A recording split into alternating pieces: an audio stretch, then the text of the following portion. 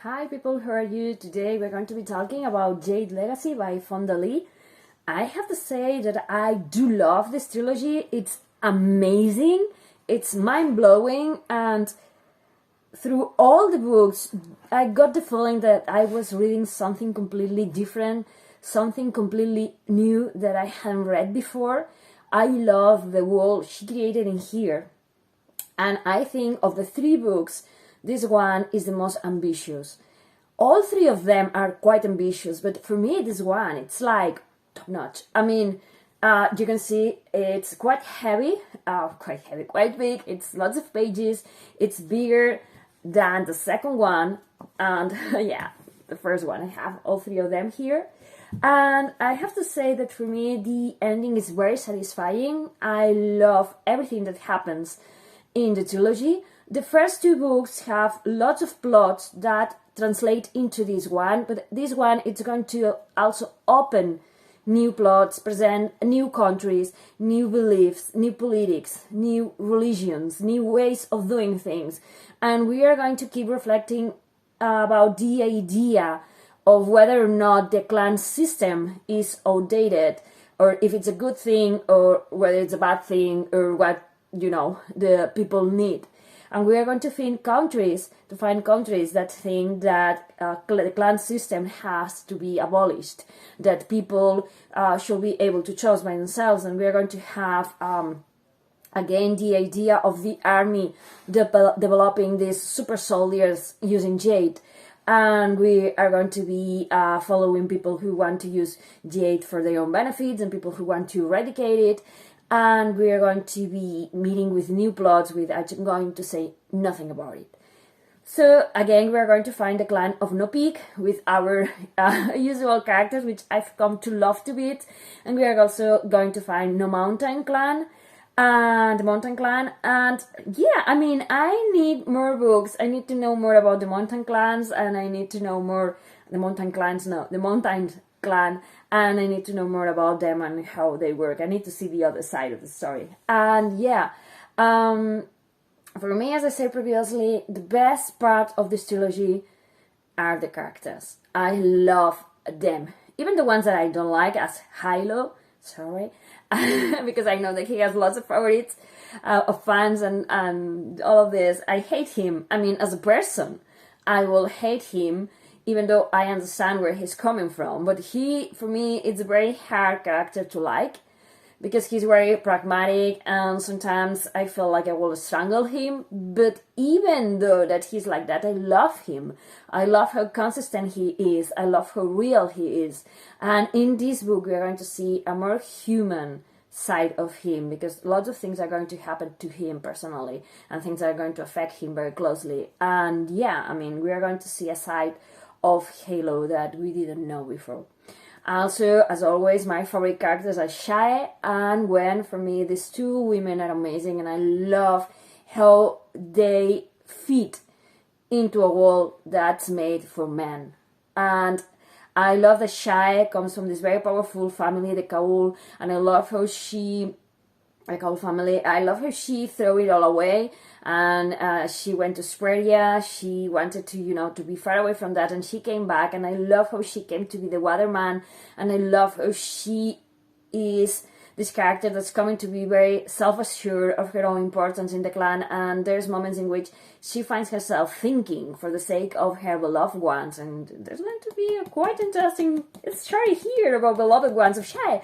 I love her. Sometimes she finds herself thinking about the things that she did as Weatherman of No Peak, and whether or not, other life will have been possible. But Gwen is amazing because she's a Stone Eye. She is considered bad luck because she cannot use Jade, and I love how she uses her brains and her beauty and her innocence to get what she wants in order to protect the clan and Hilo and the people that she loves, her own sons and daughters. And for me, that's amazing. I love how complex she is, and I love how far she comes in every book, how much she evolves in your face.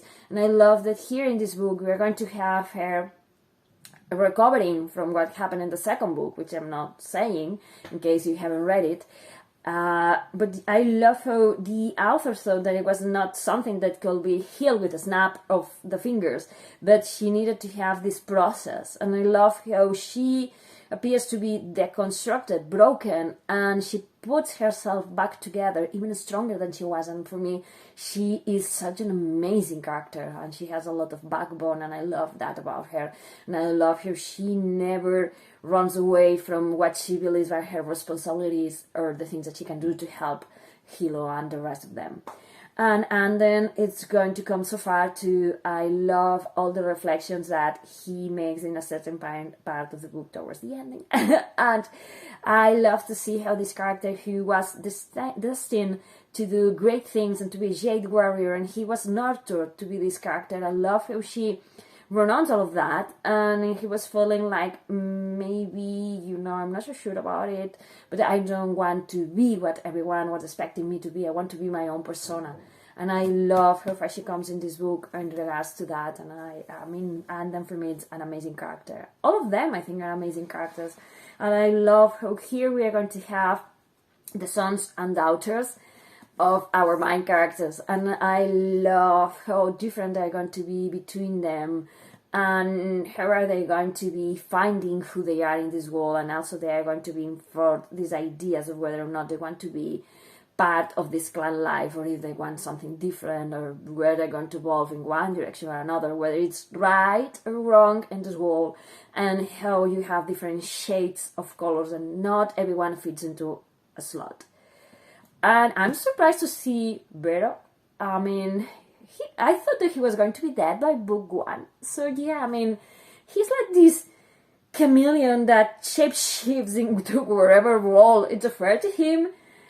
He's so that you end up caring about him, and it's like, I cannot believe this is your ending here.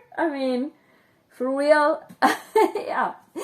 I do love the great imagination and the great mind that Fonda has had in creating this world, because I think it's very expansive. In each one of the books, she shows more territories and more ways of doing things, and more people and more characters and more, organizations and more things. And it feels like it's the gift that keeps on giving, and it keeps you hooked until the very last page.